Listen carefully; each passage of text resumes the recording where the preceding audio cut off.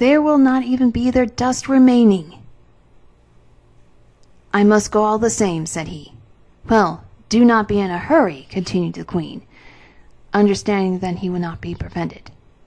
"Wait till I make some preparations for your journey." So she unlocked her great treasure chest and took out 2 beautiful flasks, one of gold and one of silver, which she hung around his neck. Then she showed him a little trap door in one corner of the room and said, "Fill the silver flask with this water, which is below the trap door. It is enchanted, and whoever you sprinkle with the water will become a dead man at once, even if he had lived 1,000 years. The golden flask you must fill with the water here," she added, pointing to a well in a northern corner. "It springs from the rock of eternity. You have only to sprinkle a few drops on a body and it'll come to life again, if it had been 1,000 years dead." The prince thanked the queen for her gifts, and bidding her farewell, went on his journey. He soon arrived in the town where the mist-veiled queen reigned in her palace, but the whole city had been changed, and he could scarcely find his way through the streets. In the palace itself all was still, and he wandered through the rooms without meeting anyone to stop him. At last he entered the queen's own chamber, and there she lay with her embroidery still in her hands, fast asleep. He pulled at her dress, but she did not waken. Then a dreadful idea came over him, and he ran to the chamber where the needles had been kept, but it was quite empty. The queen had broken the last over the work she had held in her hand, and with it the spell was broken too, and she lay dead. Quick as thought, the prince pulled out the golden flask and sprinkled some drops of the water over the queen. In a moment she moved gently, and raising her head, opened her eyes. "Oh, my dear friend, I am so glad you wakened me. I must have slept a long while." "You would have slept till eternity," answered the prince, "if I had not been there to waken you." At these words, the queen remembered about the needles. She knew now that she had been dead, and that the prince had restored her to life. She gave him thanks for her heart for what he had done, and vowed she would repay him if she ever got a chance. The prince took his leave and set out for the country of the bald-headed king. As he drew near the palace, he saw that the whole mountain had been dug away, and that the king was lying dead on the ground, his spade and bucket beside him. But as soon as the water from the golden flask touched him, he yawned and stretched himself and slowly rose to his feet. "Oh, my dear friend, I'm so glad to see you," cried he. "I must have slept a long while." "You would have slept till eternity if I had not been here to waken you," answered the prince. And the king remembered the mountain and the spell, and vowed to repay the service he had been given a chance.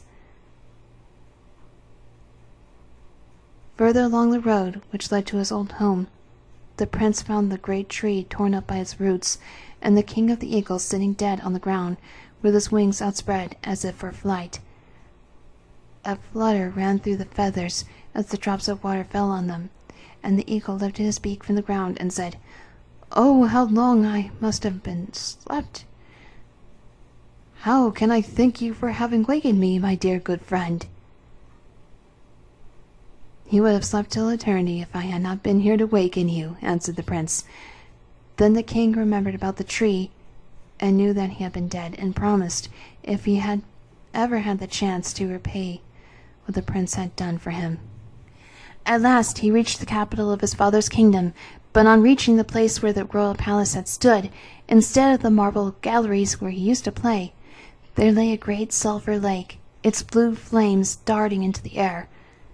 How was he to find his father and mother and bring them back to life if they were laying at the bottom of that horrible water?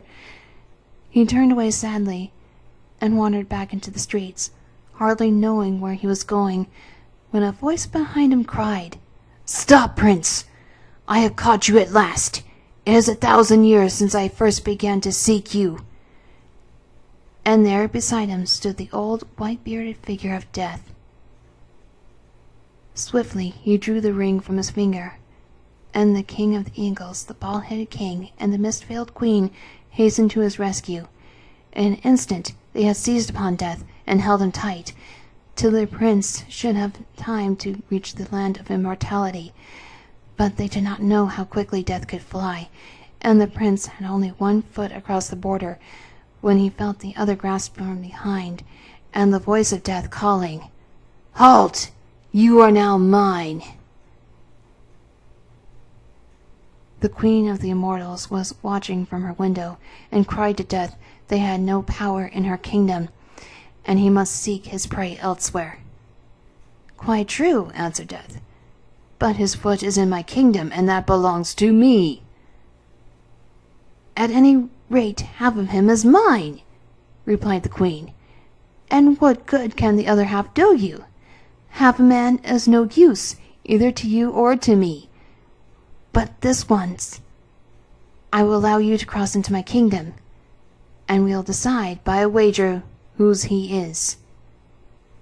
And so it was settled.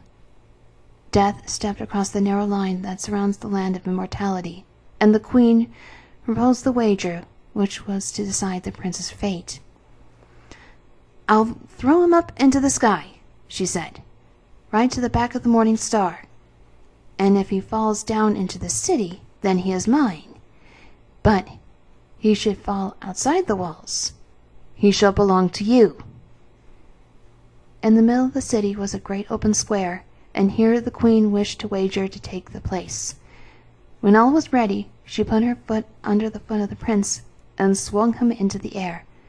Up, up he went, high amongst the stars, and no man's eyes could follow him.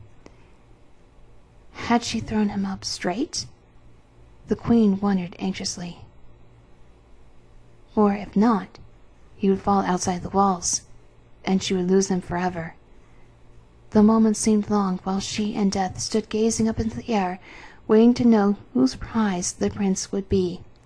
Suddenly, they both caught a sight of a tiny speck no bigger than a wasp, right up into the blue. Was he coming straight? No. Yes, but as he was nearing the city, a light wind sprang up and swayed him in the direction of the wall. Another second, he would have fallen half over it, but the Queen sprang forward, seized him in her arms, and flung him into the castle. Then she commanded her servants to cast Death out of the city, which they did, with such hard blows that he never dared to show his face again in the land of immortality.